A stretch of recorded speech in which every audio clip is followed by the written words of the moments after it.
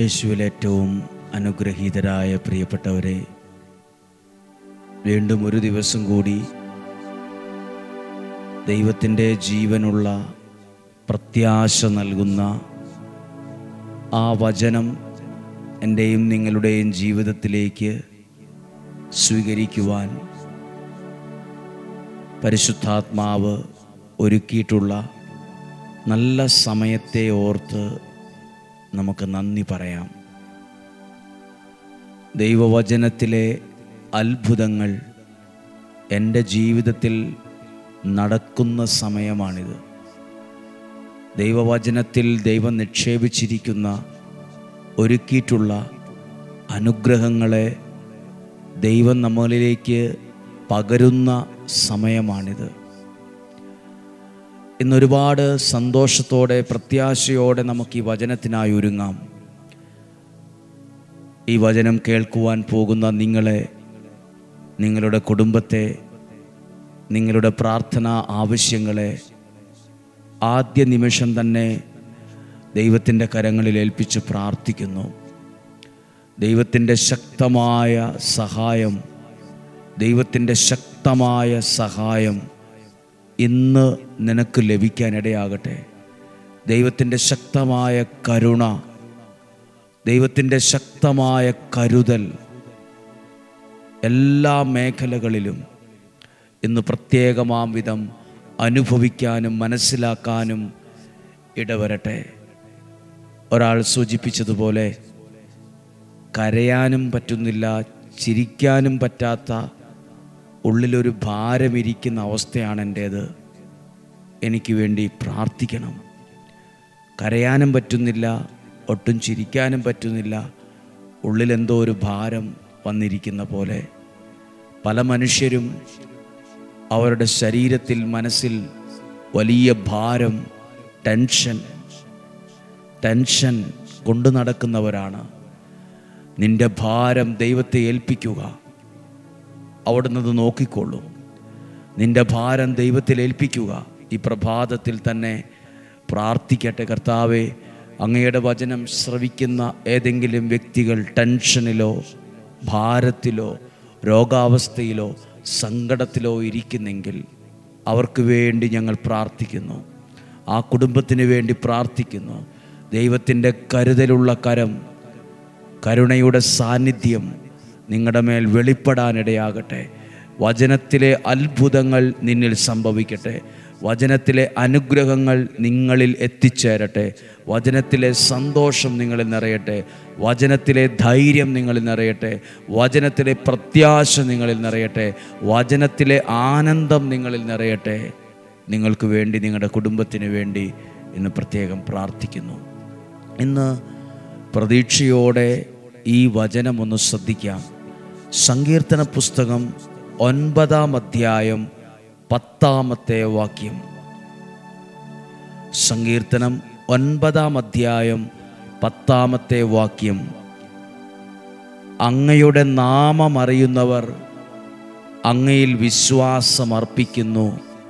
കർത്താവേ, അങ്ങേ അന്വേഷിച്ചവരെ അങ്ങ് ഉപേക്ഷിച്ചിട്ടില്ല. ദൈവത്തെ അന്വേഷിക്കുന്നവരെ ദൈവം ഉപേക്ഷിക്കില്ല.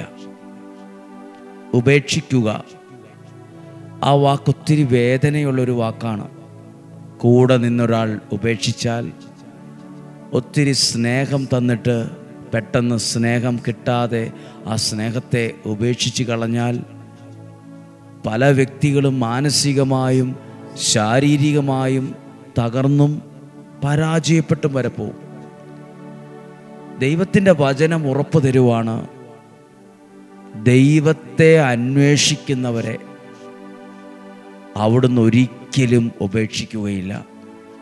ആരാണ് ദൈവത്തെ അന്വേഷിക്കുന്നവർ?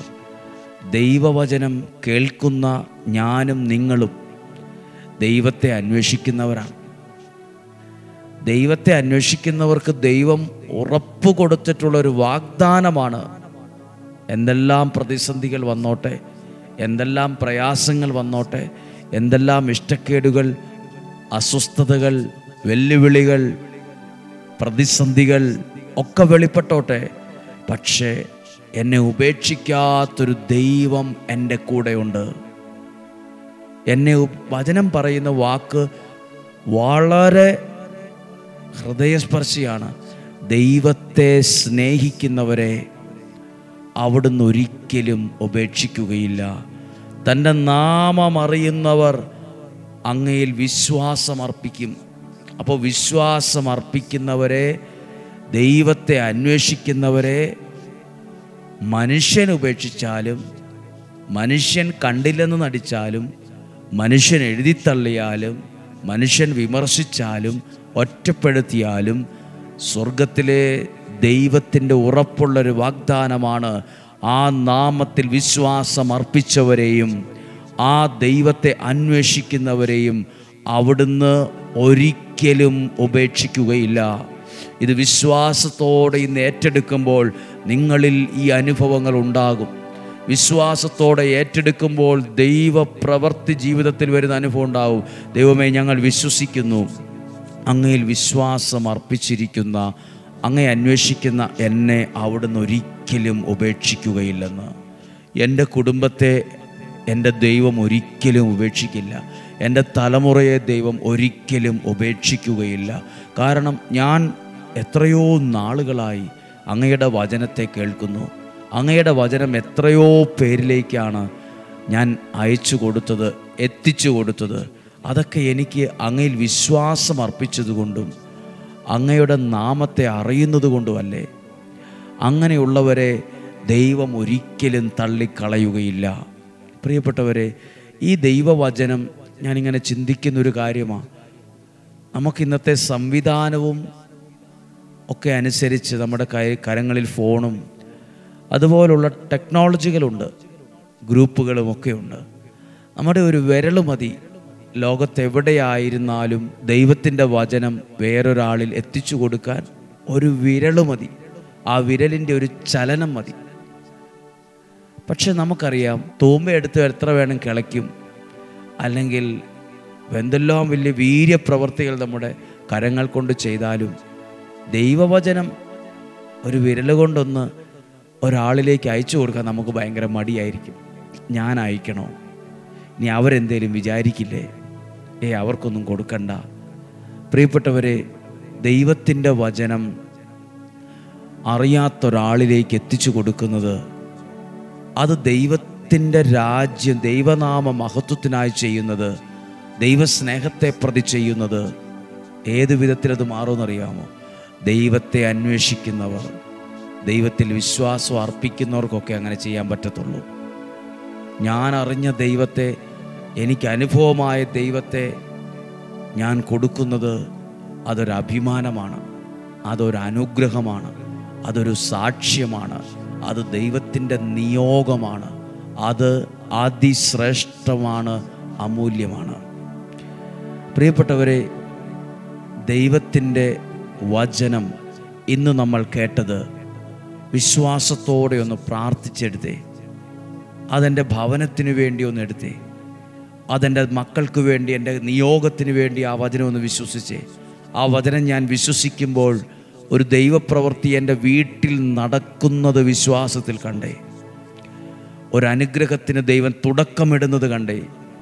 ദൈവത്തിൻ്റെ നാമത്തെ അറിയുന്നവരെ, ആ വിശ്വാസം, ആ നാമത്തിൽ വിശ്വാസം അർപ്പിച്ചവരെ, ആ നാമത്തിൽ ആശ്രയം വയ്ക്കുന്നവരെ, ദൈവത്തെ അന്വേഷിക്കുന്നവരെ വചനം പറയുന്നു ഒരിക്കലും ഉപേക്ഷിച്ചിട്ടില്ല, ഒരിക്കലും ഉപേക്ഷിക്കുകയില്ല. ദൈവം നിന്നെ ഒരിക്കലും ഉപേക്ഷിക്കുകയില്ല. ദൈവം നിൻ്റെ കുടുംബത്തെ ഒരിക്കലും ഉപേക്ഷിക്കുകയില്ല. ദൈവം നിൻ്റെ തലമുറയെ ഒരിക്കലും ഉപേക്ഷിച്ചു കളയില്ല. ദൈവം നിൻ്റെ ജീവിതത്തെ അനുഗ്രഹിക്കാൻ തുടങ്ങുന്നു. ദൈവം നിൻ്റെ ജീവിതത്തെ ഏറ്റെടുക്കാൻ തുടങ്ങുന്നു.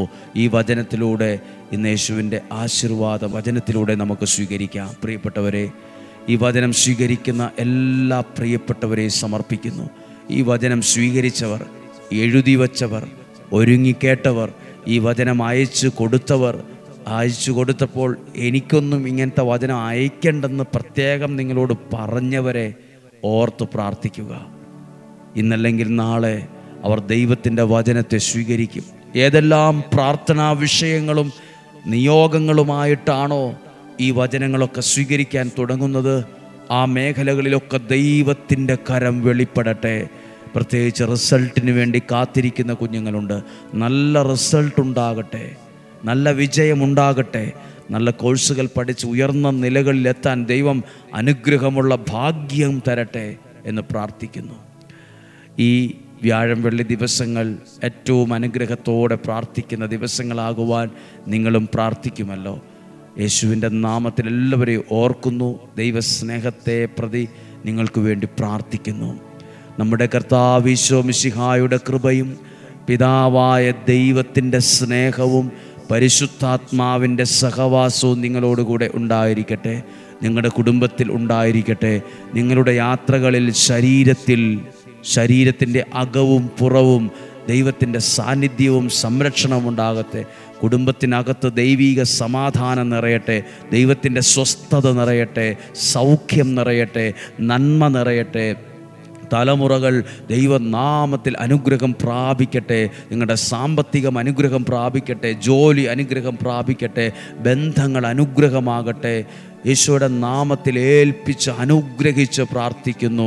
യേശുവിൻ്റെ നാമത്തിൽ അനുഗ്രഹിച്ച് പ്രാർത്ഥിക്കുന്നു. രോഗങ്ങളിൽ നിന്നും, അപകടങ്ങളിൽ നിന്നും, ദുർമരണത്തിൽ നിന്നും, മുപ്പെത്താത്ത മരണത്തിൽ നിന്നും, ചതിക്കുഴികളിൽ നിന്നും, നിരാശയിൽ നിന്നും, കുറ്റബോധത്തിൽ നിന്നും എല്ലാം സ്വർഗത്തിലെ വലിയവനായ ദൈവം എന്നെയും നിങ്ങളെയും പ്രത്യേകിച്ച് ഇന്ന് കേട്ട വചനത്തിലൂടെ സംരക്ഷിക്കട്ടെ, സൂക്ഷിക്കട്ടെ, ഇപ്പോഴും എപ്പോഴും എന്നേക്കും. ആമേൻ. ദീർഘായുസ്സും ആരോഗ്യവും സന്തോഷവും സമാധാനവും ഐശ്വര്യവും ദൈവം നിങ്ങൾക്ക് നൽകട്ടെ. നല്ലൊരു ദിവസം നിങ്ങൾക്ക് ആശംസിക്കുന്നു. നാളെയും 5:30 തന്നെ നമുക്ക് ഒരുമിച്ച് കാണാം. സാധ്യമായ എല്ലാവർക്കും അയച്ചു കൊടുക്കുക. നാളെ കാണുന്നതുവരെ സ്വർഗത്തിലെ ദൈവം എന്നെയും നിങ്ങളെയും ഉള്ളം കയ്യിൽ എന്ന പോലെ സൂക്ഷിക്കട്ടെ. ആമേൻ.